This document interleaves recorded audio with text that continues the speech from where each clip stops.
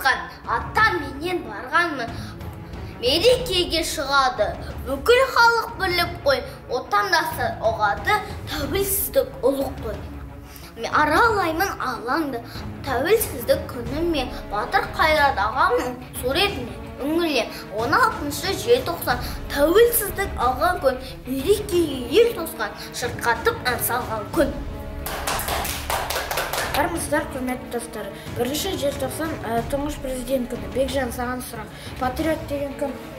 Патриот деген елін сүйетін адам. Патриот барлық адам бола алады. Әдел, сен Қазақстанға қандай үлес қоясың? Сабақты 5 оқимын. Және де мектепте күнде барамын. Болашақта мен мықты адам болуға тырысамын. Домбыра үйірмесіне қатысамын. Оның өзі біздің дәстүрлі өнеріміз. Рахмет, Әдел. 1 желтоқсанға тілектеріңді айтып жіберіңдер. Еліміз дами берсін және қуаныш болсын, шарқырасын еліміз. Соғыс болмасын, еліміз тыныш болсын, еліміз өркендейсін. Керемет, сендерге бір 2 кітап сыйлыққа беріп жіберейік.